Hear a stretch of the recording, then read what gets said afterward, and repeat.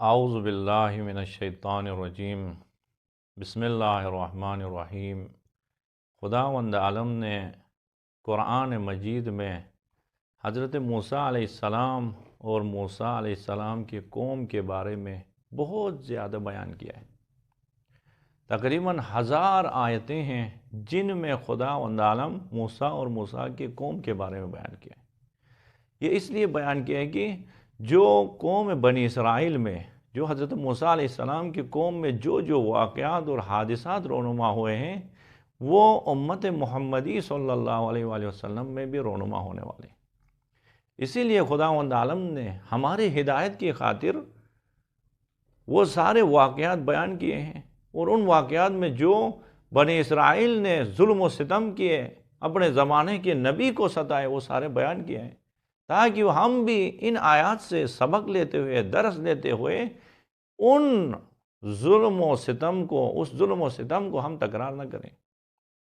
انہی آیات میں سے، انہی واقعات میں سے ایک واقعہ ہے، سورہ شعراء میں خداوند عالم بیان کر رہا ہے کہ جب حضرت موسیٰ علیہ السلام کو اور موسیٰ کے ماننے والوں کو فرعون نے بہت ستایا، تو آدھی رات کو موسیٰ علیہ السلام نے اپنی قوم کو لے کے ہجرت کیا، مصر سے نکلے، اور یہ بھی خدا کے حکم سے نکلے، جیسے ہمارے نبی بھی، پیغمبر پاک بھی مکے کو چھوڑ کے ہجرت کر کے مدینہ کی طرف گئے۔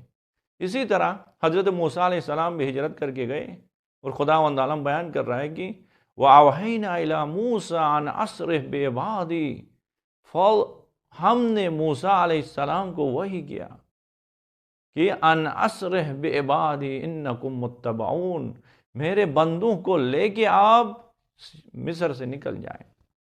کیوں؟ انکم متبعون، دشمن آپ کے پیچھے لگا ہوا ہے، فرعون آپ کو ختم کرنے کے پیچھے لگا ہوا ہے، آپ نکل جائیں۔ تو اب آدھی رات کو موسیٰ علیہ السلام نے اپنی قوم کو لے کے نکلا، جب نکلا تو فرعون کو پتہ چلا، تو فرعون نے کیا کیا؟ فَأَرْسَلَ فِرْعَوْنُ فِي الْمَدَائِنِ حَاشِرِينَ، فرعون نے اپنے تمام لشکر کو لے کے موسیٰ علیہ السلام کے پیچھے، موسیٰ کی قوم کو قتل کرنے کے لیے، ختم کرنے کے لیے پیچھے لگ گئے۔ اب پیچھے جاتے جاتے فَأَتْبَعُوهُمْ مُشْرِقِينَ، صبح کے وقت یعنی نزدیک ہوا، اب موسیٰ علیہ السلام کی قوم کو ختم کرنے کے لیے، تہس نہس کرنے کے لیے نزدیک ہوا فرعون تمام جنگی سامان کے ساتھ، بڑے لشکر کے ساتھ۔ اب موسیٰ علیہ السلام کی قوم خالی ہاتھ ہے، کچھ ان کے پاس نہیں ہے، اپنے گھر بھی چھوڑ کے، وطن بھی چھوڑ کے نکلے ہیں، آئے ہیں آگے۔ جب وہاں پہنچے جہاں پہ فرعون کے لشکر پیچھے ہے اور آگے سمندر ہے، اسی وقت جب یہ حالت تھی تو حضرت موسیٰ علیہ السلام کے ماننے والوں نے کیا کہا؟ فَلَمَّا تَرَاءَ الْجَمْعَانِ قَالَ أَصْحَابُ مُوسَىٰ إِنَّا لَمُدْرَكُونَ، جب دونوں گروہ آپس میں آمنے سامنے ہوئے تو موسیٰ علیہ السلام کی قوم نے آگے سمندر کو دیکھا، پیچھے دشمن کو دیکھا، تو کہا اِنَّا لَمُدْرَكُونَ، اب فرعون والے ہمیں پکڑ لیں گے، اب ہمیں تہس نہس کریں گے۔ تو اس وقت حضرت موسیٰ علیہ السلام نے بڑے اطمینان کے ساتھ کیا کہا؟ قال کلا، اپنے ماننے والوں سے کہا کہ ہرگز ایسا مت کہیں، فرعون کچھ نہیں کر سکتا ہے ہمیں۔ کیوں؟ ان معی ربی سیہدین، میرا رب میرے ساتھ ہے، اور میرا رب ضرور ہمیں نجات دے گا، ہمیں ہدایت کے راستے پہ پہنچائے گا۔ عزیزان، یہ واقعہ سنانے کا مقصد کیا ہے؟ ہمیشہ خدا پہ توکل کریں، نہ دشمن سے ڈریں، نہ ظاہری اسباب پہ اعتماد رکھیں۔ اب یہاں پہ کیسا منظر ہوگا؟ پیچھے سے دشمن ہر قسم کا اسلحہ لے کے آیا ہے، آگے سمندر ہے، موسیٰ بڑے اطمینان کے ساتھ کہہ رہے ہیں کہ میرا رب میرے لیے کافی ہے۔ قال کلا ان معی ربی سیہدین، جب یہ کہنا تھا موسیٰ علیہ السلام پہ وحی نازل ہوئی۔ خداوند عالم نے کیا فرمایا؟ اوحینا الی موسیٰ ان اضرب بعصاک البحر فانفلق فکان کل فرق کالطود العظیم، ہم نے موسیٰ علیہ السلام کے اوپر وحی نازل کیا، اور موسیٰ کو کہہ دیا کہ آپ اپنے لاٹھی سے مارے اس سمندر پہ۔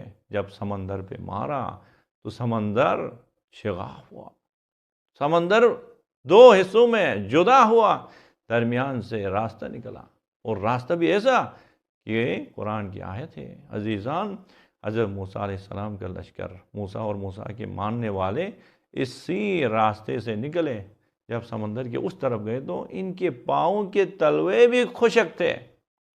اسی عالم میں خدا نے ان کو نجات دیا، اور اسی راستے سے، جس راستے سے خدا نے موسیٰ اور موسیٰ والوں کو نجات دیا تھا، اسی راستے سے موسیٰ کے دشمنوں کو تباہ و برباد کیا۔